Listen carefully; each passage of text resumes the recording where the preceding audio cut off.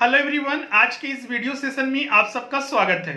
My self चंदन प्रसाद। आज के इस वीडियो में जो हम लोग डिस्कस करेंगे, आपका छठी जेपीएससी जो परीक्षा थी उसका फाइनल रिजल्ट आया और कुछ दिन बाद उसका जो अंक तालिका था, जो अंक दिए गए हैं छात्रों को, उन्हें जारी कर दिया गया है कल ही। तो उसके बारे में हम लोग कुछ डिस्कस करेंगे कि वो अंक किस तरह से जारी किए गए हैं और किस क्षेत्र को कितना अंक मिले हैं। क्योंकि आपको आगामी परीक्षा के लिए तैयारी करना है तो इन सारे चीजों का बहुत ज्यादा विशेष स्थान रहता है, तो उन चीजों के बारे में जानेंगे। जैसा कि आपको पता है कि जो मेंस का एग्जामिनेशन हुआ था और जिन्होंने मेंस दिया था और साथ ही जिन्होंने क्वालिफाई किया, इंटरव्यू भी दिया था और क्वालिफाई भी किया है, उन सब का अंक जारी किया गया है।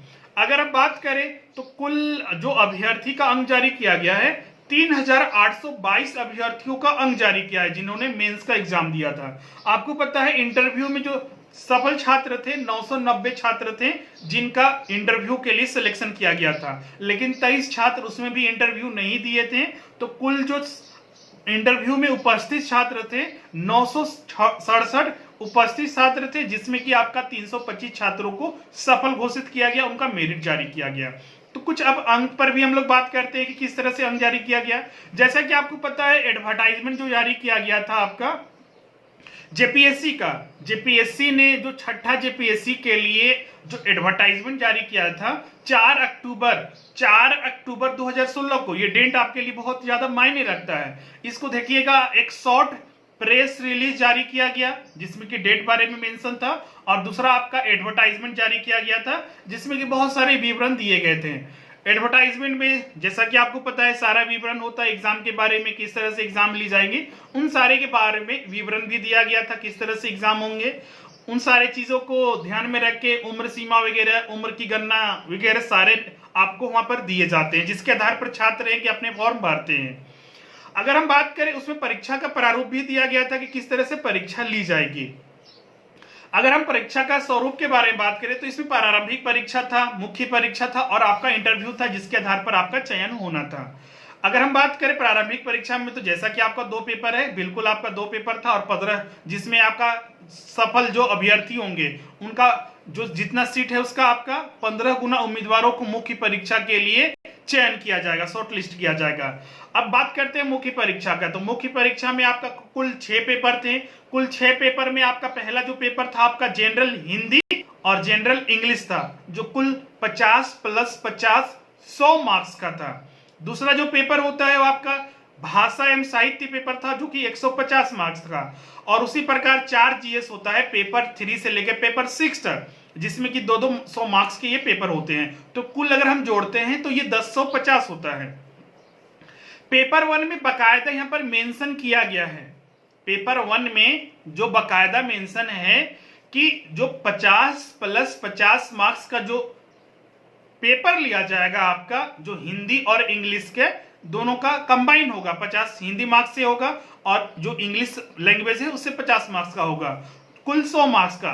तो इसमें लिखा गया था कि आपका जो भी पेपर होंगे, आपका पेपर 1 आपका मुख्य परीक्षा का, वो सिर्फ एक क्वालिफाइंग पेपर होगा। मतलब कि क्वालिफाइंग पेपर को अगर हम जिक्र करें, जो कि अन्य जगह प्रावधान है और हर जगह ये प्रावधान है कि क्वालिफाइंग पेपर सिर्फ उसमें पास करना आपका जरूरी है, मेरिट लिस्ट में उसे ऐड नहीं किया जाता है, जिसमें कि मिनिमम 30 मार्क्स आपका पेज नंबर एडवर्टाइजमेंट में आप जाइएगा, पेज नंबर 7 में ये मेंशन किया गया है, जिसमें कि आपका 3 आवर्स टाइम दिया जाएगा, 100 मार्क्स का कोल्ड रहेगा, डिस्क्रिप्टिव टाइप का रहेगा, this paper is qualifying in which minimum 30 marks is mandatory, जिसमें ये मेंशन किया गया है कि आपको 30 मार्क्स जनाना जरूरी है। लेकिन इस बार के परीक्षा का अगर आप जो रिजल्ट देखिएगा, मेरिट लिस्ट देखिएगा, जो उसके अंक जारी किए गए हैं, उनमें एक नया विवाद जुड़ गया है कि जो पेपर 1 के भी मार्क्स थे फाइनल मेरिट लिस्ट में, उन्हें भी काउंट किया गया है,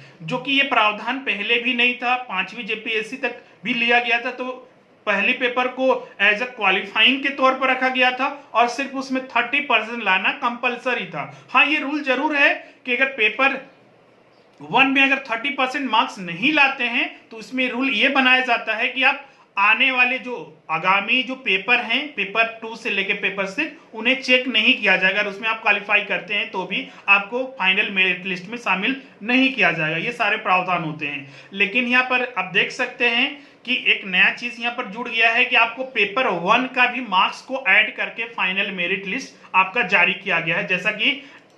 जैसा कि जेपीएससी के द्वारा मेरिट जो आपका अंक तालिका जारी किया गया है। हम कुछ छात्रों का यहाँ पर मार्क्सिस वगैरह है जो क्वालिफाई भी हैं और कुछ क्वालिफाई नहीं थे। चूंकि आपका 3822 छात्रों का अंक तालिका जारी किया गया है, उसमें से कुछ क्वालिफाई भी हो सकते हैं और क्वालिफाई नहीं भी हो सकते हैं। तो हम कुछ ऐसे ही स्टूडेंट का मार्क्स हमने यहाँ पर कलेक्ट किया है। तो उसमें आपको देखने को मिलेगा कि उनका फाइनल मेरिट लिस्ट 1050 के बजाय, चूंकि आप काउंट कीजिएगा जैसे कि पेपर 1 से पेपर 6 तक, तो टोटल काउंट करने के बाद 1050 मार्क्स होते हैं। तो 1050 में तो 100 मार्क्स आपका क्वालिफाइंग होते हैं जो पेपर 1 में होता है, तो उसको आपको हटाना होगा, तो 950 बचते हैं। और इंटरव्यू में आपका 100 मार्क्स होते हैं, तो इस बेसिस पर अगर जोड़ते हैं तो फाइनली आपका 1050 पर हम लोग लेके चले थे। और ये चीज आपका देख सकते हैं एडवर्टाइजमेंट में भी वो मेंशन किया गया था कि क्वालिफाइंग नेचर के, तो उसका मार्क क्यों जोड़ रहे हैं आप। तो लेकिन यहाँ पर जो आपका मेरिट लिस्ट जारी किया गया है 1150 पर जारी किया गया है।